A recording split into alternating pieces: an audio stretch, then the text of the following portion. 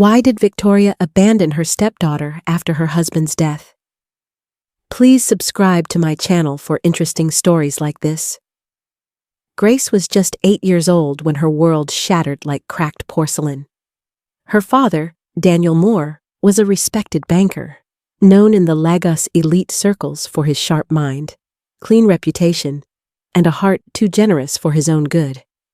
After losing his first wife to illness, he raised Grace alone, pouring all his love and attention into her. But loneliness crept in like a silent thief, and 2 years before his death, Daniel married Victoria, a beautiful, poised woman with a past she kept locked behind expensive perfume and tight smiles. At first, Victoria seemed perfect. She played the role of the elegant stepmother well, too well. She wore flowing dresses, hosted cocktail parties for the Lagos Wives Club, and spoke in soft tones whenever Daniel was around. But Grace always felt something off, a sharp coldness when no one was watching, a shadow behind her smile, and a strange smell of burnt herbs and ash from behind her locked bedroom door at midnight. Then came the day that changed everything. Daniel's Range Rover was found smashed against a concrete pillar along the 3rd Mainland Bridge. Witnesses said his car swerved violently as if he had lost control and plunged into the divider at high speed. He was pronounced dead on arrival. The news reported it as an unfortunate accident. Brake failure, they said. But Grace knew her father kept his car in perfect condition, meticulous to a fault. And on the night before his death, she'd overheard voices coming from Victoria's room, whispers in a language she didn't understand, the scent of burnt charcoal in the air, and a small clay pot glowing faintly by the doorway. Daniel's death wasn't just tragic. It was orchestrated. What no one else knew was that Daniel had just discovered Victoria's real identity, a woman who once vanished from Enugu years ago after being linked to a ritual cult that preyed on wealthy men. He had confronted her in private. The next day, he was dead. When the will was read, confusion followed. Everything had been transferred to Victoria: properties, stocks, investments, even a hidden offshore account Daniel had never spoken of. The documents were airtight, dated just 2 weeks before the wedding. Too convenient. Too clean. Suspiciously so. Grace, barely able to process her father's death, was devastated when the woman who now owned their home turned on her like a lioness, revealing her fangs. That evening, Victoria stood in the hallway, face expressionless, eyes black as dusk. "You're not my child. I married your father, not you." From that moment, the house felt like a stranger's cage. No warmth, no safety, no goodnight kisses. 2 weeks after the burial, without warning, Victoria woke Grace up before dawn, packed her small Ghana must-go bag with a few clothes, and shoved a piece of paper into her tiny hand with an address scrawled in red ink. "Your aunt is expecting you. Be grateful I didn't leave you in the gutter." She bundled the confused girl into a rickety interstate bus and gave the driver a few thousand naira. But the address was fake. Grace was dumped in the middle of Ojuelegba, Lagos, a chaotic junction of traffic, noise, and endless strangers. As the bus rolled away, Grace stood frozen in the rising heat of the morning. She was 8 years old. No phone, no money, no guardian. Just the sounds of impatient horns, street hawkers shouting, "Gala! Pure water!" and the heavy silence of abandonment settling in her chest. For days, she wandered. She slept under the pedestrian bridge where mosquitoes buzzed like lullabies and watched food vendors scrape leftovers into bins. She drank from shared buckets at the back of mechanic workshops and begged for coins at BRT parks. Her voice, once bright with childish joy, became small and uncertain. Then, one rainy evening, an elderly woman named Mama Risi, who ran a buka nearby, noticed her curled beside an abandoned kiosk. She offered her food, then shelter. And after asking around, Mama Risi took her to a small orphanage run by Catholic sisters in Surulere. It was the beginning of Grace's second life, a life born not from love, but survival. What she didn't know then was that her stepmother's secrets hadn't been buried with her father. And one day, those secrets would rise again. Years passed. Grace never forgot Victoria's eyes, empty like a dark street with no lights. But she turned her pain into purpose. At 24, she was now a law graduate, living in a modest flat in Yaba with her best friend Sarah. She worked part-time at a firm during the day and studied for her bar exams at night. Then, something strange happened. She received a mysterious envelope at her doorstep. Inside, it was a faded photo of her and her father. On the back, it read, "You deserve the truth. Begin at number 4, Oberlande Crescent. Ask for Kenneth." Sarah begged her not to go, but Grace was too curious. When she reached the address, she was led to a posh office building. Waiting inside was an elderly man with a kind face, Dr. Kenneth Okoro. "I knew your father, and I know the woman who left you on the street." He handed her a sealed box. Inside were her father's old journals and one sealed will. "Your father never wanted to leave you with her, but he died before he could change his will. Victoria forged documents, claimed everything, and paid people to cover the truth." Grace's heart froze. Backed by Dr. Kenneth and a team of pro bono lawyers, Grace filed a motion to reopen her late father's estate. She submitted new evidence, financial records, tampered wills, and her father's private journals, all hidden away and discovered piece by piece from the safe house Kenneth had secured years ago in secret. The courtroom was packed. Victoria arrived in a black SUV, flanked by her legal team and a wall of bodyguards. She wore a navy blue suit, dark sunglasses, and her signature diamond brooch, still carrying the air of an untouchable queen. But beneath the facade, her mask was cracking. She hadn't expected Grace to survive, let alone fight back. From the witness stand, Grace spoke with calm, resolute fire. "I was just 8. She abandoned me, lied about the will, covered up my father's murder. I have the proof, and I want justice, not just for myself, but for the man who loved me more than life." Victoria's lawyer stood to object, but the judge motioned for her to continue. Grace reached into her bag and pulled out a small voice recorder. The room fell silent. She pressed play. Daniel's voice, worn but urgent, filled the courtroom. "If anything happens to me, check the safe behind the wedding photo in the study. Victoria is not who she claims to be. She came into my life with secrets.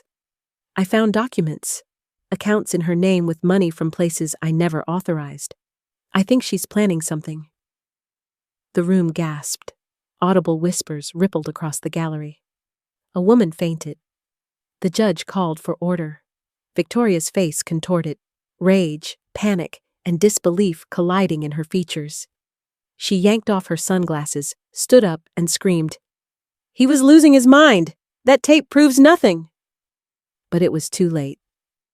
Detective Musa, who had been sitting quietly at the back, stood and submitted additional evidence, records of Victoria's previous identity. Veronica Chime, a woman wanted for questioning in 2 mysterious deaths in Enugu over a decade ago. She had changed her name, vanished, and resurfaced in Lagos, right before she met Daniel. The judge ordered an immediate freeze on all her assets pending further investigation. Victoria's empire began to crumble. Overnight, investors pulled out, properties were seized, and tabloids turned her into public enemy number 1. But Grace's battle wasn't over. Later that night, as she left the courthouse, Detective Musa approached her with a grave expression. "You may want to sit down for this." Grace blinked, suddenly uneasy. "What do you mean?" He handed her a thin file, sealed with a red tag. "After your case went viral, Someone came forward with an old case file from 18 years ago. An abandoned child at Mushin Market. No name, no guardian, just a note that said, "Forgive me." Grace opened the file slowly, hands trembling. Inside was a black and white photo of a baby, with piercing hazel eyes, just like hers. Musa continued. Victoria had a child for your father, a girl she abandoned in the market. She told everyone the baby died during childbirth, but we just found her, alive. Grace was just a kid when it happened. Grace couldn't breathe. Where is she? She's in a rehab center in Agege. Her name is Nicole, and she's your half-sister. Grace's knees buckled. Sarah, her best friend, rushed to steady her. The irony was cruel.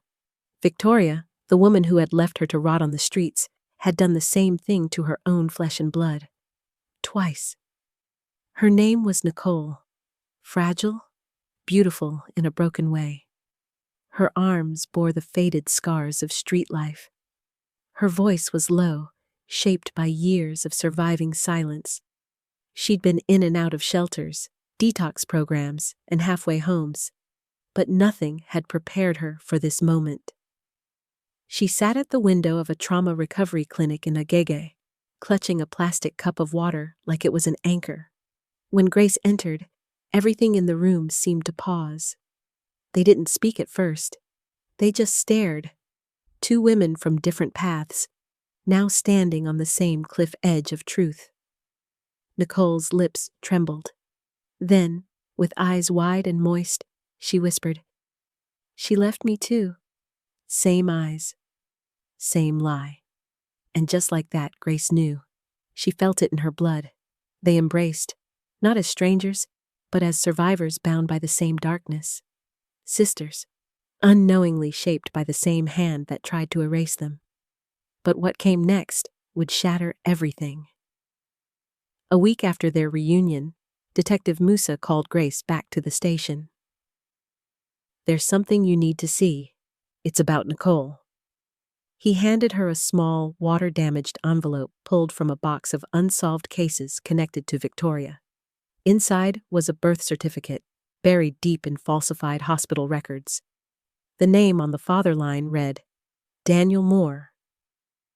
Grace's heart skipped. "What?" Detective Musa nodded gravely.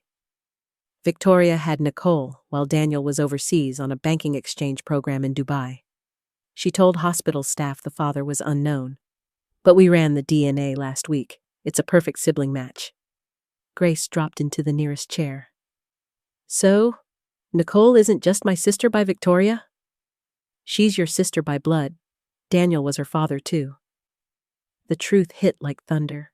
Victoria had told Daniel that the baby died during childbirth, a stillborn. He had mourned in silence. He never pressed her, never doubted her. Why would he? He loved her.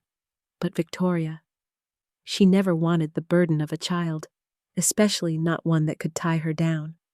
Her plan had always been clear: marry, inherit, disappear. Nicole was born unwanted.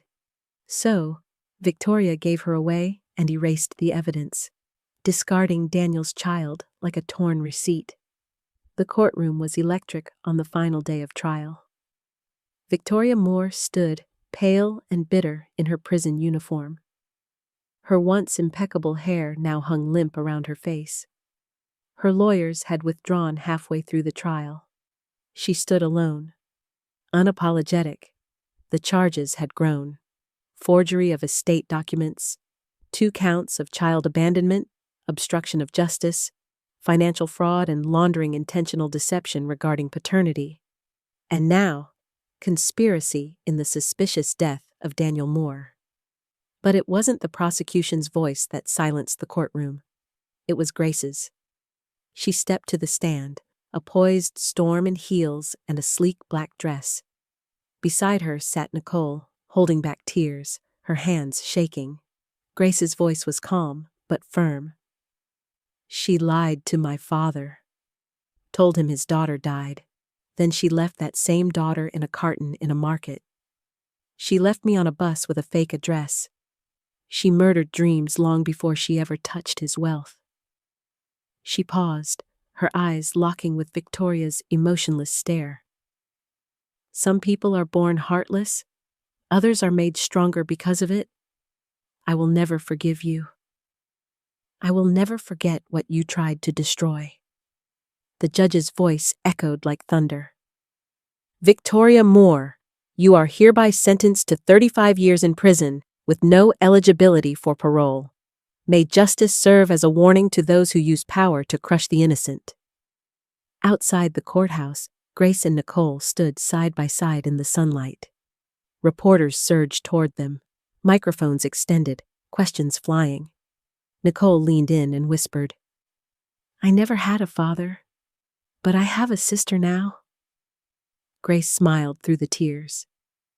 You had a father. He loved you. You just never got the chance to know him. They stood in silence, watching the crowd part.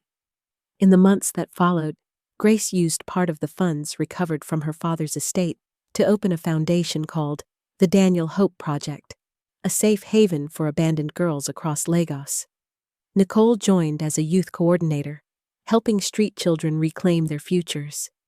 And every year on Daniel's birthday, they lit a candle, not just for the man who loved deeply, but for the children he never got to hold. The world had taken so much from them,